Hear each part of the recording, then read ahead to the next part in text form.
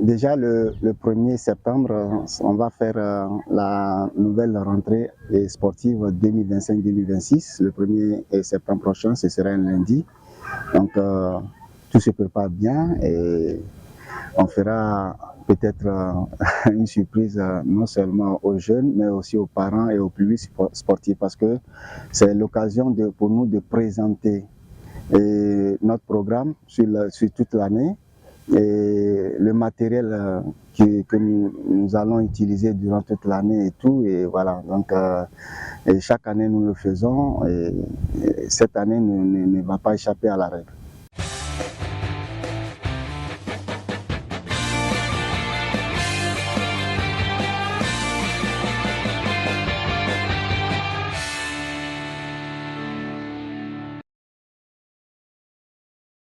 Pour adhérer au centre Galaxy Academy, en fait, c'est pas, nous ne misons pas forcément sur le talent, non. Qu'importe, le petit, il est intéressé par le foot. Il peut venir s'inscrire à Galaxy Academy. C'est pas forcément être un talent. Non, nous recrutons les jeunes et nous formons ces talents-là. Et c'est une opportunité que nous avons ici pour éclore leur talent. Chaque être a un talent caché en lui. Il faut chercher à savoir dans quel état d'esprit on peut, je sais pas, faire éclore ce talent. Et puis, il y a beaucoup de choses, beaucoup de critères. Je ne veux pas aller aussi plus vite que mon nombre. Et j'espère que on veut tirer ma langue pour sortir certaines choses, parce qu'il y a beaucoup de choses qu'on peut faire, et on préfère faire dans le secret de l'art. Quand on dit tout, déjà on s'expose à beaucoup de choses, et puis bon voilà, moi je préfère me taire et laisser les gens découvrir ce que nous sommes en train de faire. Donc pour résumer, on n'a pas forcément besoin d'avoir un talent pour venir s'inscrire à Galaxy, non, qu'importe ton âge. Nous, et les parents sont là pour témoigner, et puis ils peuvent même aller, le public peut aller sur sportif, du moins peut aller sur nos pages, surtout notre page YouTube, où les parents ont laissé des témoignages vraiment pas les moindres. Et voilà. Donc nous formons les jeunes. Nous sommes là pour former les jeunes. On n'est pas obligé de prendre des talents. Si on trouve un talent qui est déjà à l'état pur, et on peut aussi l'aider à éclore son talent. Mais nous sommes là pour former les jeunes. Voilà.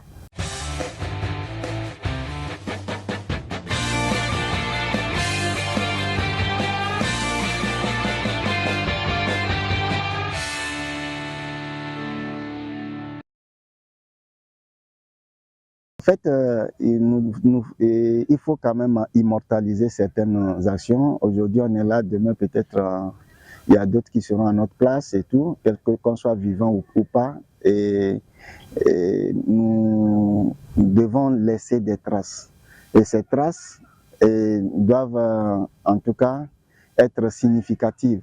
Et pourquoi un magazine? Le magazine quand même permet aux parents d'avoir une idée sur ce qui se passe au centre. Et dans le magazine, vous allez voir que c'est pas seulement, on ne parle pas seulement que du foot au centre, mais on donne aussi des astuces.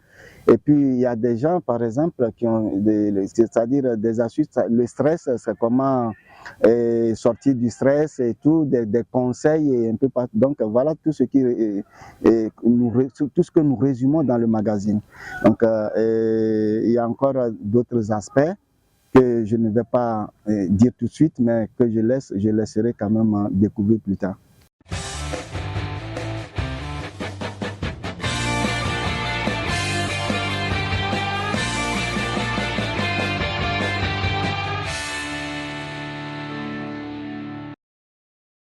L'encadrement est au top, au top. Et nous sommes les premiers à être là et les derniers à partir. C'est-à-dire que l'enfant, quand il arrive, il doit avoir quelqu'un, un entraîneur, un coach, un éducateur pour l'accueillir. Et l'accueil est tellement important dans l'apprentissage du foot que nous faisons. Donc, et le dernier parent doit venir chercher son enfant avant qu'on ne quitte ici. Et l'encadrement se passe bien, je l'ai dit tout à l'heure, tantôt, mais on fait des recyclages. Il y a certains qui ont eu déjà des acquis. La plupart de nos coachs ont au moins une licence CAF.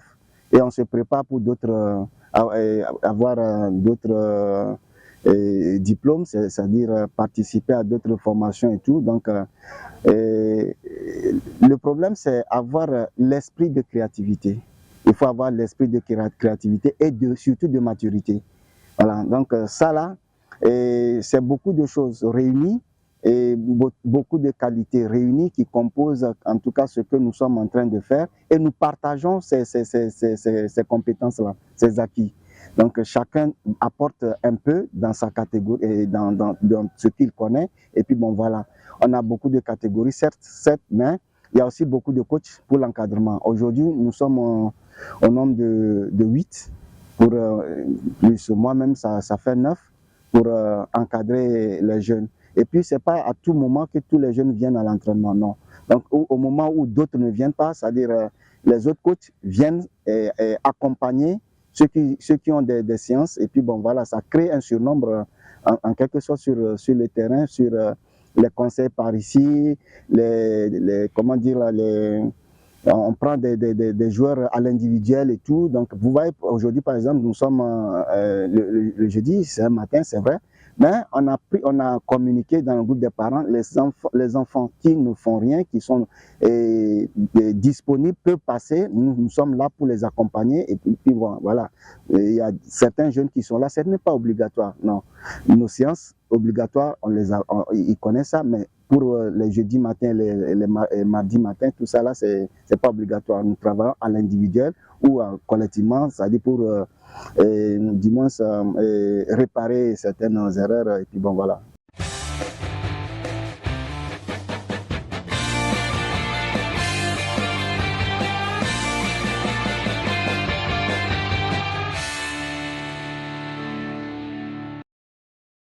Il y a eu cette rencontre, du moins, ça a été très fructueuse. Parce que c'est une occasion de rencontrer les parents et de leur faire le point, restituer tout ce que nous avons eu tout au long de l'année. Mais déjà, ils ont quand même des informations parce qu'il y a un groupe où on communique chaque jour que Dieu fait.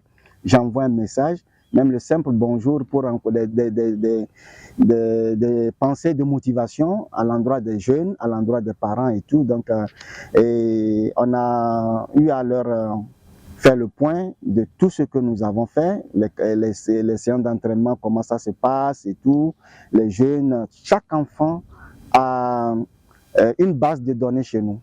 Chaque enfant est utile et chaque enfant a une valeur chez nous. Ce n'est pas parce que l'enfant vient de telle ou telle personne que non, on doit minimiser certaines choses ou bien on doit prendre certains, comment dire là, considérer voilà, certains plus que d'autres. Non, chez nous, ce n'est pas le cas.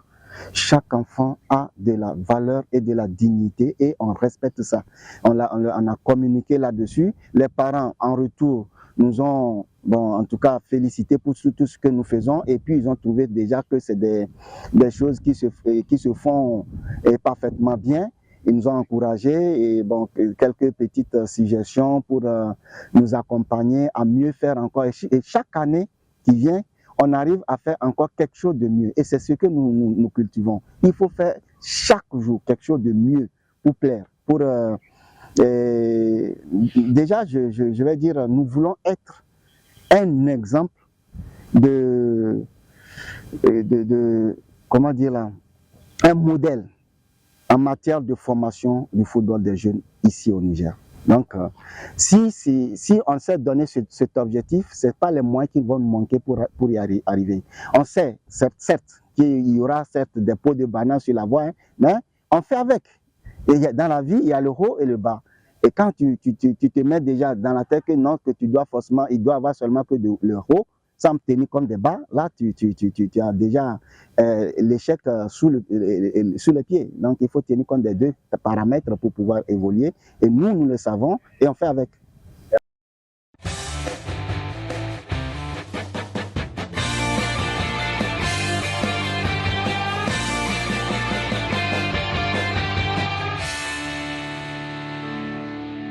Déjà, on a choisi un thème pour cette année que vous allez découvrir le 1er septembre. Et les résultats que nous attendons à la fin de cette année, ça serait en tout cas époustouflant. Et je pense qu'on va laisser nos activités parler en notre faveur plutôt que d'aller plus vite que notre ombre.